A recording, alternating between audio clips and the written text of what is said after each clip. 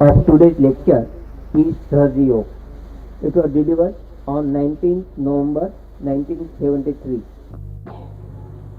आज आप ज़रा माफ़ कर दें, मैं अंग्रेज़ी में बातचीत करूँगी क्योंकि अपने यहाँ कोई मेहमान ऐसे आए हुए हैं और भारतीयों का हमेशा ही कायदा रहा है कि मेहमान जो है स्वयं परमात्मा स्वरूप होते हैं, तो उनकी इज्जत करना हमारा कर्तव्य हो जाता है।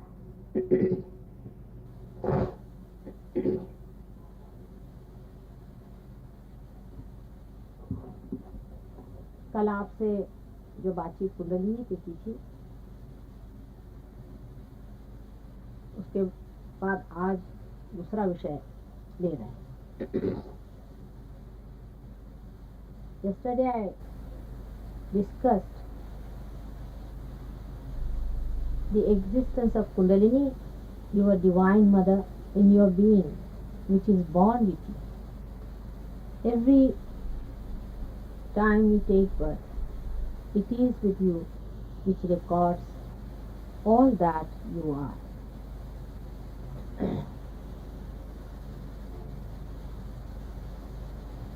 Today we will discuss Sahaja Yoga.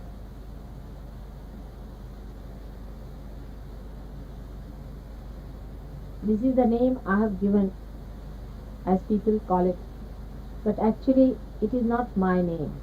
This name has been used by many sages and many seers, and even by Sri Krishna.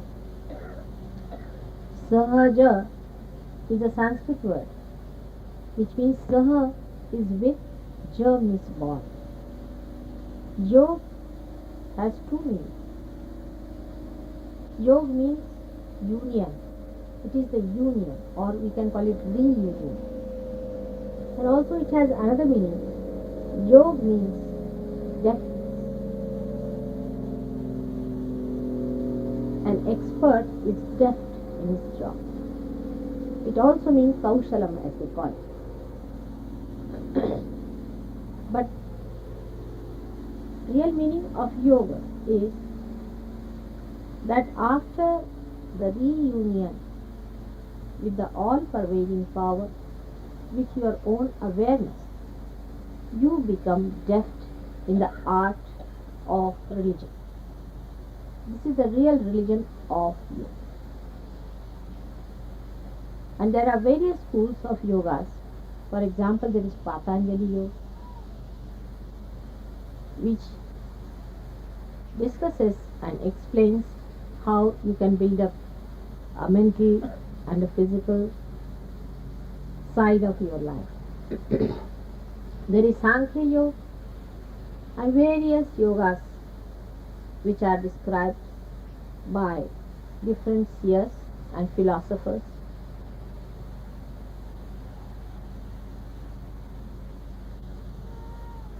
Now, Sahaja Yoga is a yoga which integrates all the yogas, which covers all the knowledge of the world. It covers all the aspects of religion and all the religions and all the prophets that have been and that will be. Because Sahaja Yoga is the system employed by nature itself, by the divine itself, by God himself. Whether you call it God or anything, it is awareness I am talking about.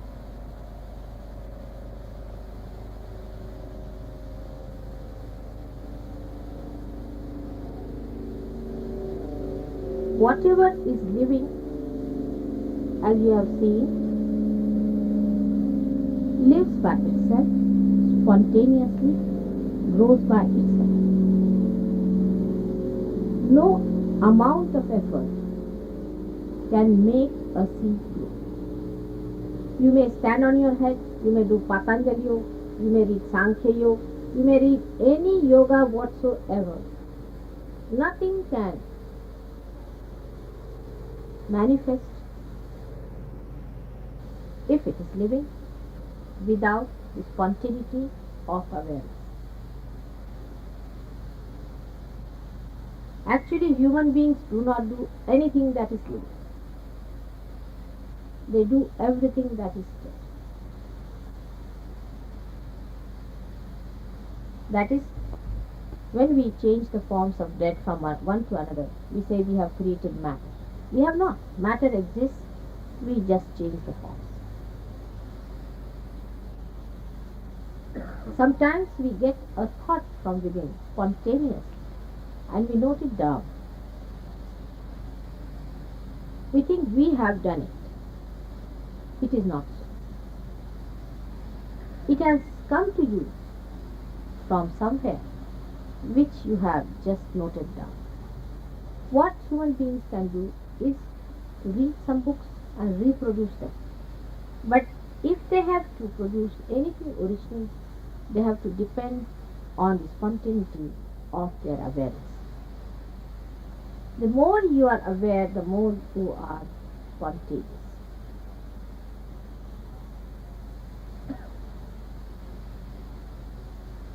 Even Einstein, such a great scientist, in his introductory chapter, he says that I was trying to search out the methods to explain the relativity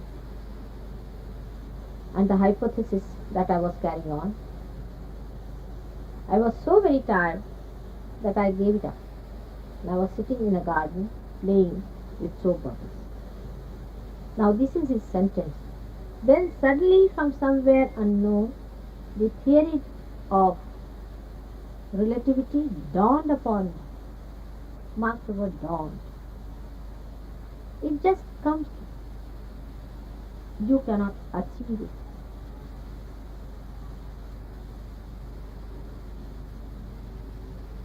That's why in the Bible they call it revelation. It just reveals itself. That's the correct word.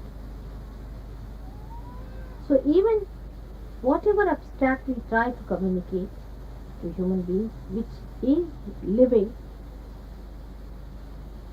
is not done by us. But in all ignorance, human beings believe that they are doing everything. And that is why we have tensions and problems. Once we know we are doing nothing, we are just a tool in the hands of the divine. Only thing we must surrender ourselves to the whims of the divine and to the play of the divine and become a hollow personality. We will know that all the problems so far do not exist because our attitude changes entirely.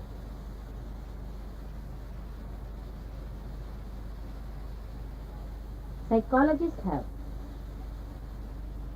described awareness, the later ones, I should say the latest ones, have really been able to locate various points of awareness, but as all our sciences are, they are not integrated. Because when the psychologists also try to explain the awareness, they do it with their limitations of ego and superego.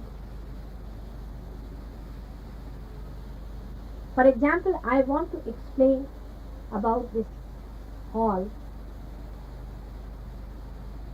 and my eyes are blind. What can I explain but that there's a pillar, I can feel it and I can say there was a serpent hanging down.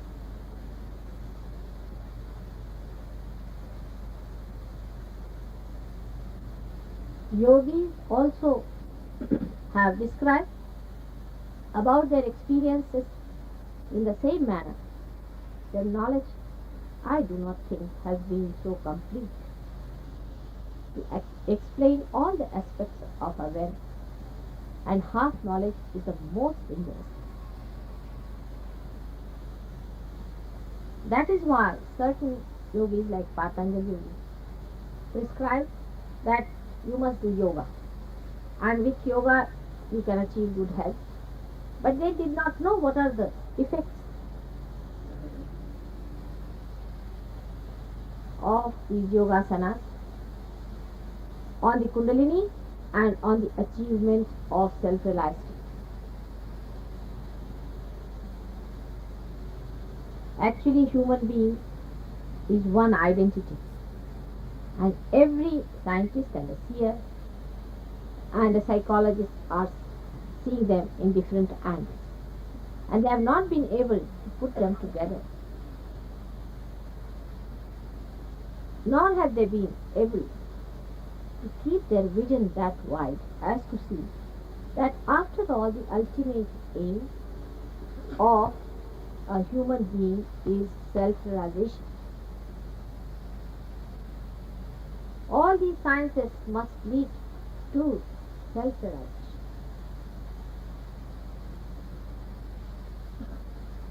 If you read my speech that they have given on SahajaYoga, you will know that by putting any effort, we act on our sympathetic nervous system. I mean the exhausting. For example, the petrol is filled from here into our being when we are small children. Then our head is blocked. We become a separate identity. I-ness is developed. I will. Aham bhav. I exist. Now with this little battery that we have, we are exhausting it by using our sympathetic nervous system. All the doctors know that when we work or do anything, we work with our sympathetic nervous system. For example, when we want to increase the breathing, we can do that. Because it is sympathetic nervous system, we can bring into play. But supposing I ask you to reduce your breathing rate, you cannot do it. Same with the heart. You can get into tension, but you cannot relax. This is done by parasympathetic. You ask the doctor, what is parasympathetic? They'll say that it is an autonomous nervous system. Finished. It's an autonomous nervous system. They have given a name that should be satisfying to all of us. And we don't know what to do with that. But if you tell the doctors that, sir, it may be that somebody knows about the autonomous nervous system, would you like to have a look at it? They'll immediately say, can you prove it scientifically?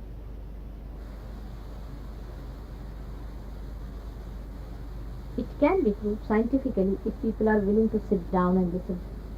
But the person who wants to tell about it may be just a housewife.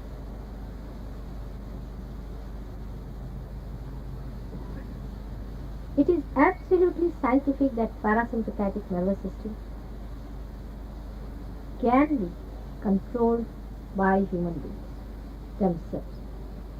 The autonomous nervous system can be controlled if you know how to control the auto. As they call it, Swayam Chali. What is this Swayam? What is this auto? If we can somehow or other be that auto, we might be able to control that autonomous nervous system, by which we can neutralize the overactivity of the sympathetic nervous system and can cure all the troubles of the sympathetic. For example, cancer is nothing but the overactivity of the sympathetic nervous system. Through SahajaYoga, we have definitely cured, absolutely cured cancer. Of course, that's not my intention. To cure people is not my intention at all. It is just a byproduct of SahajaYoga. Just a byproduct. Because as soon as you become the controller of that auto, you become auto. Now here is a doctor, she will understand what I am saying. That there are 7 plexuses which are sympathetic and the sympathetic. By sympathetic, we are using all the power that is within. Like the petrol, we are exhausted. Now, by some means, if we can open the cap here and put ourselves all the time filled with that petrol, you can never be exhausted. And all the problems that arise from that exhaustion will not arise either. It is such a simple thing. It is the simplest thing which should happen to us. After all, we are created for some purpose, not for running away from ourselves.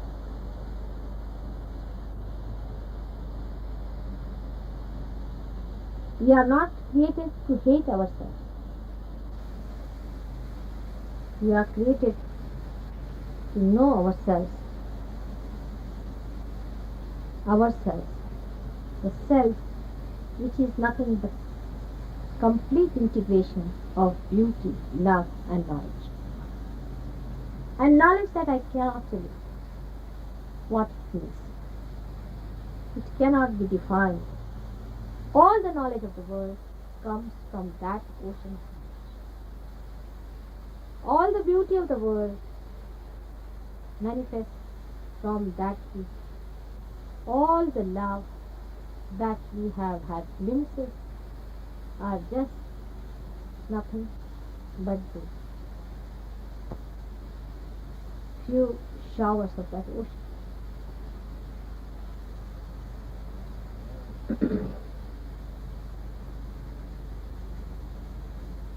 With the sympathetic nervous system, when we start exhausting ourselves, we develop an ego and a super ego. Everyone. You see, one shouldn't think that some people say I'm egoless. It is no question how you speak to others. Some people say they're very beautiful people. That's not the point. Nobody is ugly according to my judgment. But what I'm saying that they are not aware of their beauty. The ego and superego both exist in all of us because of our sympathetic activity, means going out. With the sympathetic activity we go out, get ourselves involved outside and exhaust the little energy that is within ourselves. Now Kundalini is another residual energy which is kept in reserve. It is there. It exists. You can even see. If you can come sometime, I don't know what sort of arrangements we are going to have here. But I can show you the pulsation of a Kundalini in many people. I can also show the rising of the Kundalini within you with your naked eyes, whether you are realized or not. That is out of question. But if you get realization yourself, which is very easy also, because it is just like the sprouting of a seed. If you get yourself realized, then not only that you can see the Kundalini of others, but you can feel it and control it and check it and can enlighten the another person. Because as soon as you get realization through SahajaYoga, you get the collective consciousness. Now people have talked, Jung for example has talked about collective consciousness, but I don't know how far he understood it because he had no experience. You can have a glimpse of a thing. For example, I can see Delhi from the aircraft, but I have not been in Delhi, so the complete experience was not there. But you do get a collective consciousness to such a limit. Why I am saying it is absolutely scientific. Because even a small child, say about 2 years or 3 years of age, can feel the same way as an elderly person or an old man of say 90. All these three types of people, if they get realized, they get the same experiences about another person and they say the same thing about that person, means the Kundalini of that person. This is what SahajaYoga is. Now to talk about the whole engineering is a headache, which I have to do. And you to get a headache, I also get a headache. Because those who do not understand, to them to tell all this engineering is a bit too much. And those who understand, they do not want to know about it. But as I said yesterday, that if you want to put on the light, it's better to just to tell you that you put on the switch and that's the light there. You don't bother your head to know what is the engineering. Because engineering is there, no doubt. There's a working system which works. It is work through the nature. But if I start explaining to you all the things that take place, you will never ask for self-realization because you are human beings, you develop a headache. But natural to have a headache with such boring things. A person who wants to know how a seed sprouts, if you start telling him all botany, he will say this is a bit too much. So for an easy thing like that, we need not go into the engineering of it.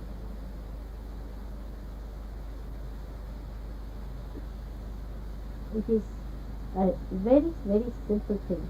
But for human beings to be simple is the most difficult. We are so complicated that we find it impossible to be simple. Sometimes I wonder how human beings eat with their hands just like this. They should have eaten like that, the way they do everything upside down. When I say you don't have to do anything, it's a spontaneous growth, it will work out, you just don't worry. They don't like it, you'll be surprised. But if I tell you you have to jump for 10 days, shouting, screaming, or if I tell you you have to stand on your head 100 times, that people will be like doing much more than anything else. The reason is we have this ego which makes a fool out of us. We want to feel that we are doing something about it. How can you do it without doing anything? That is what the human mind is. It is such a foolish thing. When you realize, you really laugh at yourself. It's so childish like a person going in an aeroplane. A villager was told not to carry too much luggage. So he carried a little luggage, but he put that luggage on his head. So people said, what are you doing? He says, I am trying to reduce the weight of the plane. In the same way, we are trying to reduce the weight of that great divine by our small little efforts. And he says, all right, go ahead for a while. Like in Gita, Krishna befooled everyone when he said, all right, you go ahead. Krishna was a great diplomat, very great diplomat. He was beyond human mind to understand what a diplomat is. A spontaneous diplomat he was. And he would deal with you diplomatically. In his very first outset, he said that you see him living to Arjuna, who was another human being and a mediocre, both put together. So Arjuna says, oh Lord, you tell me to speak that living and then you tell me to go to war.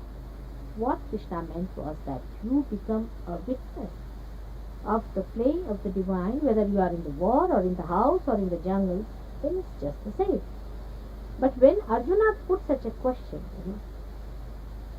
it was like the son trying to drive a cart without the horse, or the horse tied behind.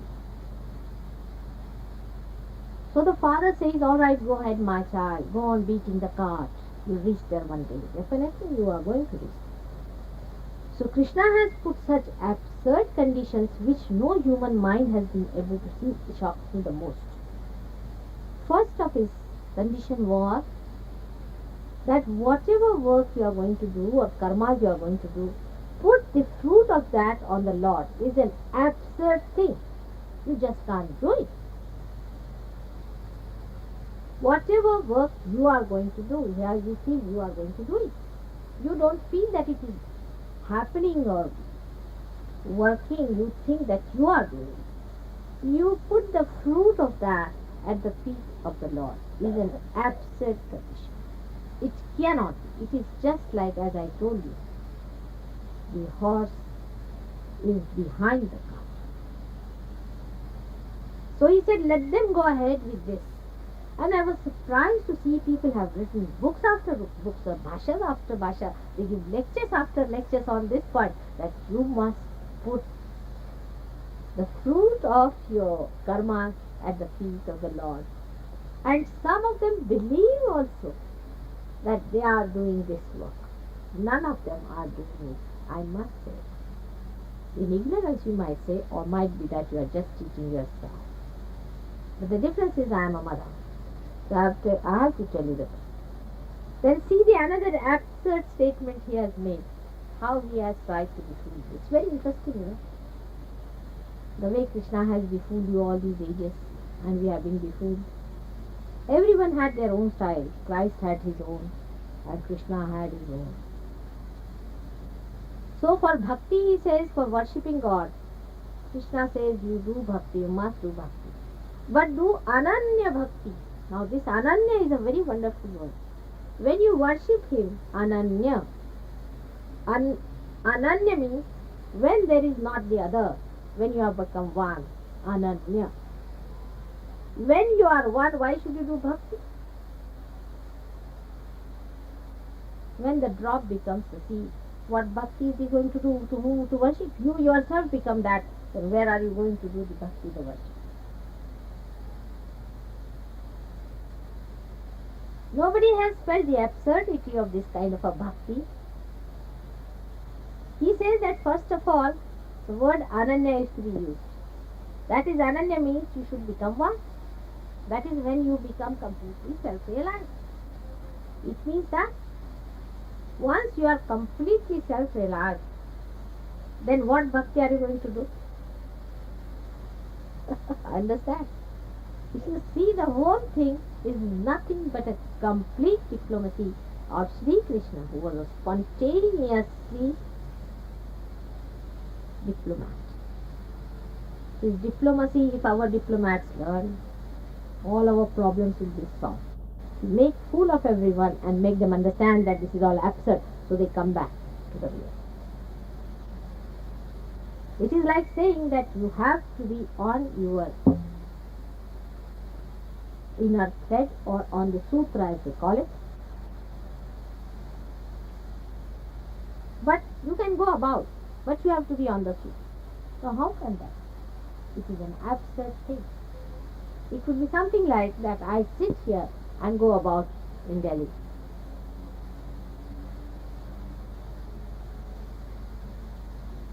But if I can sit here in such a way that this becomes an aeroplane, then I can go about in Delhi and I am on this also. So first of all, I must get the connection. All our bhakti cult is nothing but we are dialing a telephone which has no connection. Saying Ram, Ram, Ram, Ram, Ram, Ram. We go to the church, oh Christ, help us, pray to God. Whom are you praying? Tomorrow Christ comes and stands before you. You are not going to recognize him. I know that for definite. For a person like Tulsi Dasa, in America now we have at least 10 or 11 Christ born again. Most surprising thing is that everywhere now the Bhagwans are being born. And we have no way to know who is a Bhagwan and who is a Rakshas. Because there is no connection with the main. Tulsidasa, such a great poet, he wrote all about Sri Ram. And when Sri Ram came before him, he gave him tilak thrice, you all know that, he didn't recognize him. At least he was lucky he had Hanumana to help him there. Here we do not have anyone. And we do not know who is a Rakshas, who is a Bhagwan or who is what. This is the state of affairs in which all the bhaktas are living.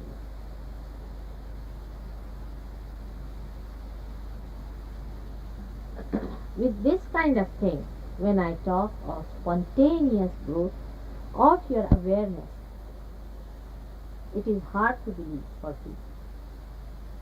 Because so many shops have already been opened to sell awareness in the market. And already most of them have been able to spoil your inner being by their methods, which always employ efforts. For example, somebody gives you a mantra. What is a mantra? Anybody can give you. Why don't you think you are all human beings, intelligent people, very modern? Even a dog can give you a mantra. Why should you go to these swamis to get a mantra? I just can't understand, and pay them money for mantra. How can you pay for God's word? Can you purchase God?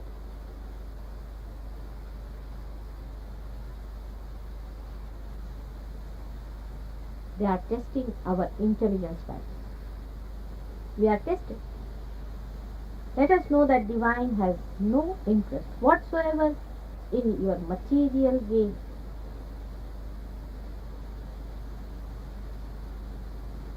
For example, people are even telling about a horse, what horse is going to win. There are sadhus like that. They will tell you what horse is going to win. There are sadhus who materialize things also. We must know that these worldly things are dust at the feet of that Lord. Even not the dust, I should say. Dust is a bit too much at his feet. What is the interest of the divine in giving you something that is dust? Will your mother give you a stone?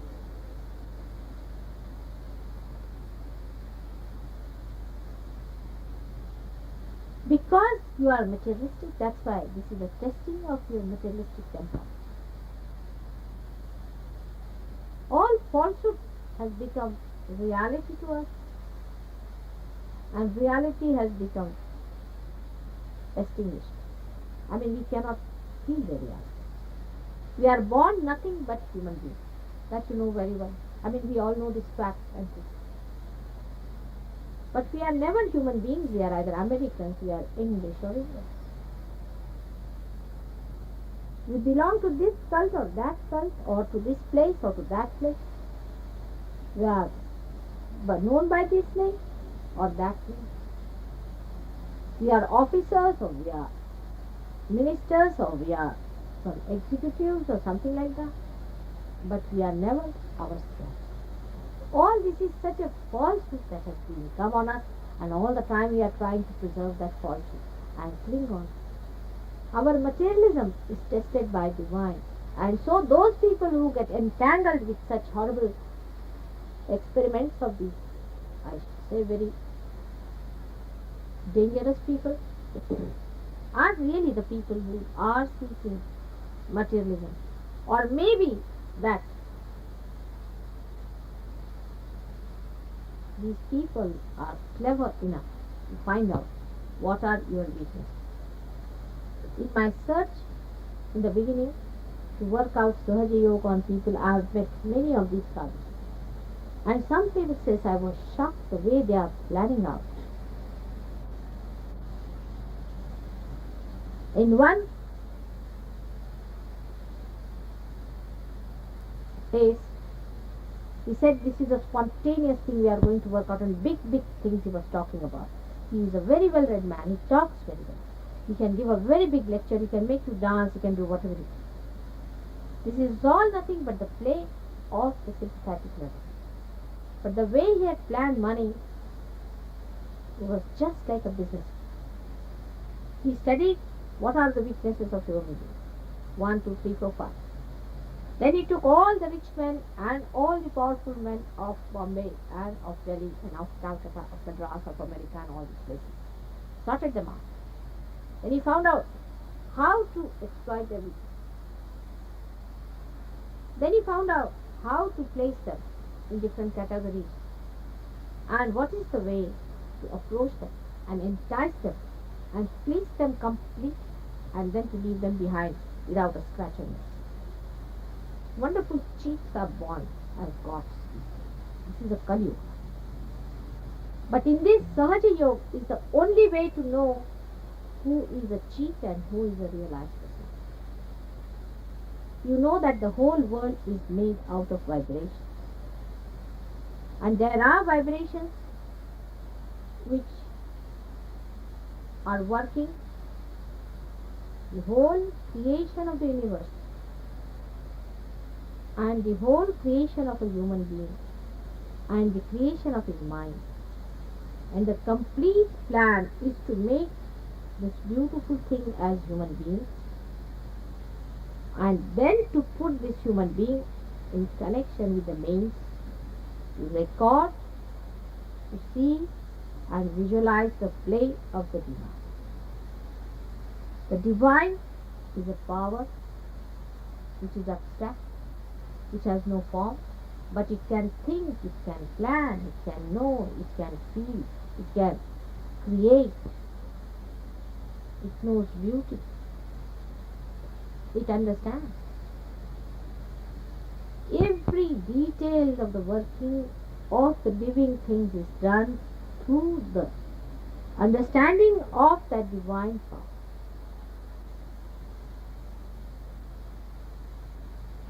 It is guiding us, it is looking after us. To know that there is only one and the natural way is Sahaja, and whatever is unnatural is not the way but is an impediment. So anybody who says that you can do this thing or read something to meet God or to do that to meet God is wrong, is not.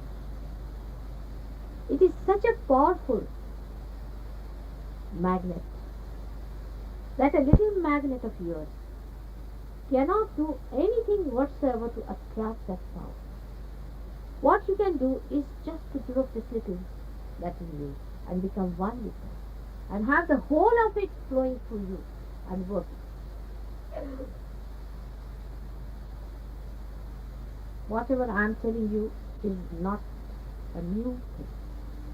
It has been said by all the great prophets, by all the great men who were, I do not mean politicians or people who were great warriors or anything, but those who were realized people.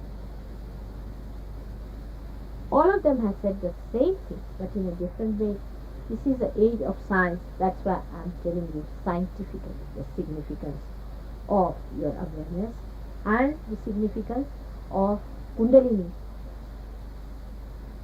It's an Indian name, and you may say it's not in the science, but there are so many words still to be framed for science.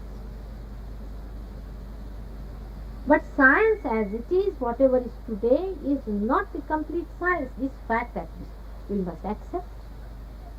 Because what do we know of science? We can talk about something, gravity for example, we can say there is a gravity. Gravity exists, but how does it come there? It's just a matter of fact. We get gravity and then we try to explain that. But how is it there? How the light exists? Nothing is explained by science.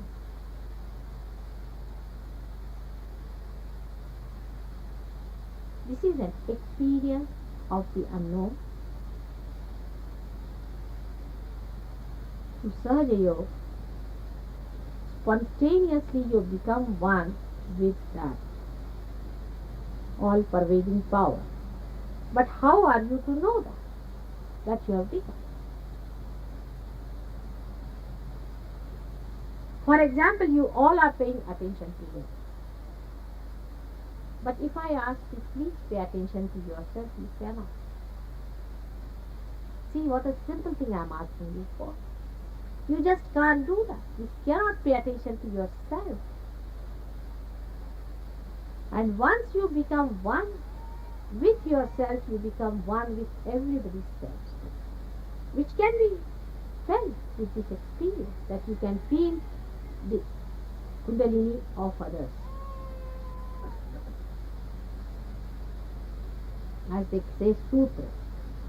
Sutra is like the thread passing through all of us, like a necklace. There is a thread passing through various pearls. We are all pearls and there is a thread passing. Our attention is on the pearl, so we are all separate. But somehow if we can take our attention on the thread, we can pass on to anybody's thread. We just automatically can do it. Just we have to think of it. Just to pay attention. The attention that is inside goes in the inside of others. For example, as I can see my hand, I can see your hand also. Because the attention is outside, I can see the outside of it. But if my attention can go inside of me, I can go inside of you also. I do not mean what you are thinking and what you are doing and who is going to meet you. That's not the interest. I mean to say, when I say the attention passes in, that what is the problem with you, that you cannot get enlightenment, the interest becomes very different. For example, you go to some sadhuji, he will immediately tell you, just now you are thinking of your dead mother. What is so great about it? When if I am thinking of my dead mother or of my living mother, what difference does it make to the divine? Is that the thing that divine is existing there just to tell us what my mother has been thinking about me? Is it that important? The most important thing, the only important thing, the complete importance of human being, the existence of it, is nothing but self-realization. He has come in this world to realize. And once he has it, whatever technique he has developed, for example, there is an artist who becomes that, then the art starts flowing through his being. Automatically, spontaneous. He doesn't know from where the ideas are coming. If he is a writer, same thing. If he is a politician, same thing. If he is a mother, same thing. Because the awareness, whatever little awareness you have got filled in you, you are showing these results. But if the complete starts working in you in complete harmony with the divine, then you cannot imagine how dynamic it is. Even going to the jungles and taking sannyasa is against, absolutely against Sahaja. You have to be a normal person. All these abnormalities are against Sahaja. Any abnormality you indulge in, even a widow. Who is a widow in this world? I can't find anybody a widow. Actually, it hurts me to feel that somebody feels that she is a widow. All absurd ideas of insulting the human self is not congenial to the working of Sahaja. It is love. It is the divine love that has worked out all this creation and is going to work out this spontaneous growth within yourself. Only divine love. Nothing else. The divine love, that is knowledge, that is truth. That is the truth.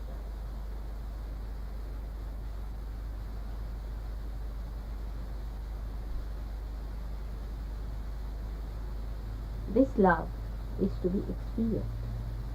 If you allow this love to work its own way and do not interfere with that, it is going to work. And you just think how human beings have grown outside. We have been to moon. We could not believe it. About 30 years back, or say about 40 years back, it was an impossibility. We could never imagine that human beings will reach the moon, but they have. Of course, if I tell my grandmother, she'll never believe it. She'll say it's all stories. There are many young grandmothers we have among ourselves. When I tell them that there is self-realization that is possible, they just don't believe it. They do not want to. But self-realization has to be there when we have grown so much outside. When a tree grows too much outside, it must seek its source. Otherwise, it is going to fall out. And that is what we are in, at the brink of our destruction. If we do not accept this jump into the unknown, we are going to be destroyed. Physically by the horrible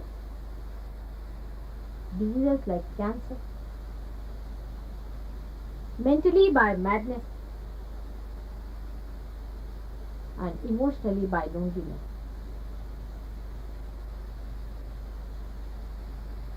Because we are seeking collective consciousness,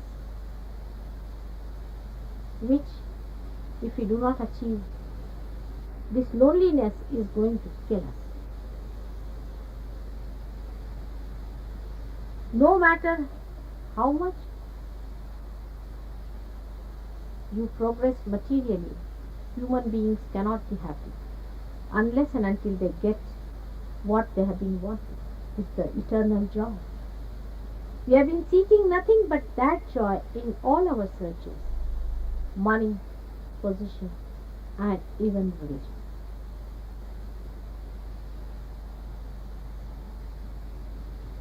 But we must decide that I am asking that supreme, param, and nothing else. Just to decide that and it works out. I am not asking anything else but that.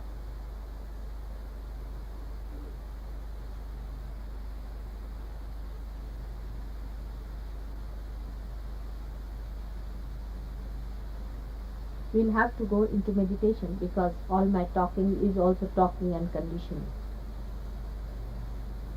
Whatever one may say about religion is conditioning, is not the religion. Religion is to be experienced.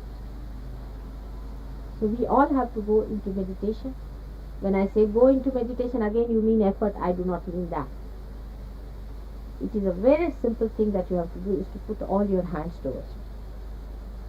Just like this. You have to close your eyes. And you have to watch your thoughts that are coming to you from inside. Before we start this, I want to tell you, especially Indians, that those who are wearing any necklaces or Ganda, Dora and all those things that you get from the sadhu sannyasis, please put them outside or give it to somebody here. If you are tying up something, please give it. You had a terrible time this morning with somebody like that. Anybody who is wearing like that, please give it outside. So we'll manage that.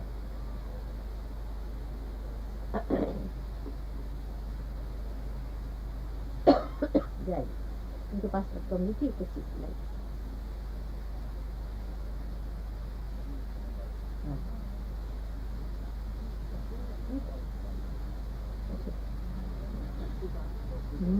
इसमें दी हुई है ना. हाँ आपने बनवाई थी.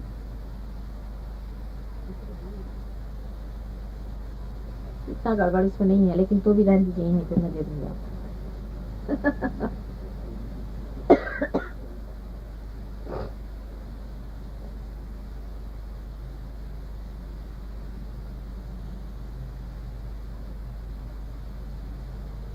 This morning we had a terrible time with little तावीज. एक तावीज साहब पहने हुए थे हमारे, तो सब लोगों का दिमाग चल गया उससे.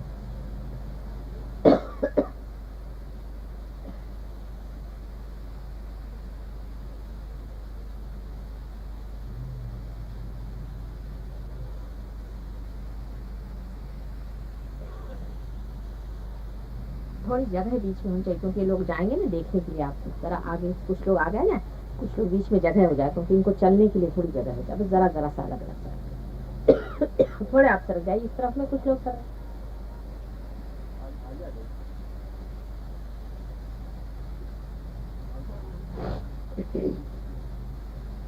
And sit completely relaxed as if you are going to have your dinner. You are going to do nothing. Be just like children.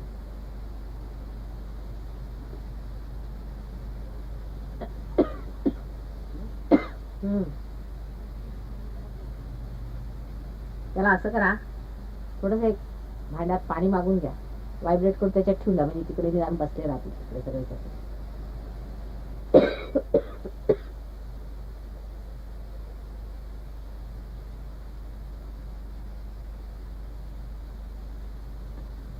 अरे का बाळ कसं. हा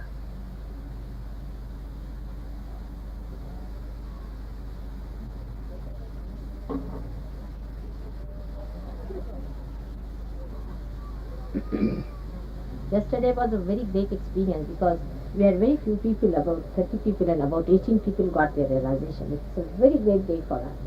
I mean, it doesn't matter how many people there are. The most important thing is how many get it. It just happens to,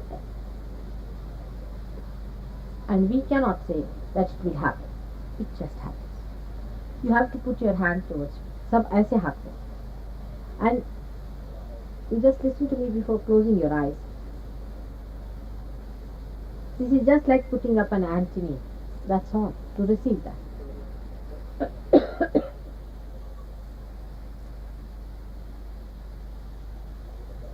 And if you, any one of you, feel in your fingers anything burning, you will, some of you will, or shaking hand, or if you feel the heaviness in the hand, or some people feel little something moving in the body. Anyone like that should keep the eyes open and just watch me and keep the hands. And when this disappears, then they should close eyes. After closing the eyes, some of you might feel that there is a flickering of the eyelids. You just can't close. Some of you will feel that. If you feel like that, then also please open the eyes and do like this once or twice like that and close your eyes again. Even again you feel it, to keep your eyes open. That means there is someone who is resisting. There is a resistance inside. But you don't worry. I have all faith in the divine love, which is greater than all the hatreds of the world. And anybody who is hating you cannot stand in the way of surgery. Now, some people will start shaking also. Some people, especially people who are mentally deranged, they shake too before me. So such people should open their eyes and watch me, because that means either somebody has done something to them, or maybe that from childhood they are suffering from some such mental trouble. It is all the question of libido, which I will explain later on. After closing the eyes, you just watch your mind. Best way is to tell your mind that now please, for heaven's sake, let me know what you are thinking. That's all. With all love. You just ask, now what are you thinking? You ask yourself. And you watch the thoughts that are coming. But don't take any name yourself or any deliberations about it. So whatever thoughts, whether good, bad, ugly, whatever it is coming, you just watch. Between the thoughts, there is a little gap which is to be used. Then the most important thing is that you have to be completely alert inside and outside. You will be able to hear me, you will be able to hear whatever is going on, and suddenly you will find that inner silence will be established, that is thoughtless awareness will come within you, and after some time you might get some sort of a vibration coming inside. Means very cold breeze like things, just like as you would feel before a cooler. Those who were realized yesterday had that experience. But do not tell yourself that I must have it, I must get it. Nothing of the kind. It just works out. It will work out. So you are all the people who do not know how to swim, and those who are already realized are the people who know how to swim. So you know, those who do not know how to swim are told not to move. But the people who know how to swim will do whatever they can to save. And once you are out, you will also be able to do the same. It's like one light enlightening the other. As I told you, you have to be very, very alert and aware. And one thing may happen, that sleep may crawl upon you. Sleep may. But that's the best way the mind can be put on. And with very few people who are used to hypnotism, you will become going to trance, which is all wrong and false. Trance is nothing but the overpowering of the subconscious on the conscious mind. So please do not get into trance. If you think you are getting into trance, you keep your eyes wide open. If you are getting terrible sleep also, you get your eyes wide open. That is also a kind of a method which is used by these people to to entice you or to take you away from the reality. So keep completely awake, close your eyes.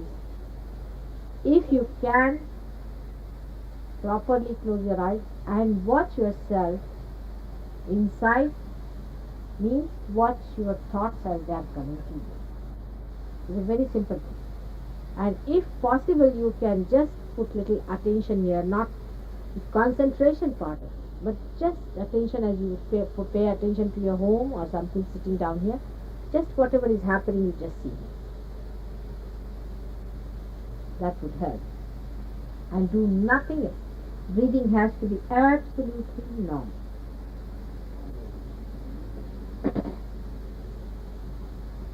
Sit quiet, completely.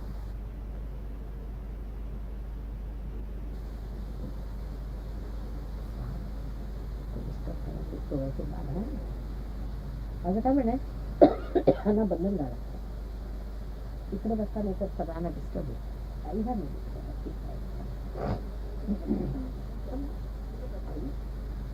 आप लोग सब आंख बंद कर दीजिए और दूसरों की तरफ ध्यान न दें दूसरों की तरफ ध्यान न दीजिए pay attention to yourself and not to others at the slightest pretext don't open your eyes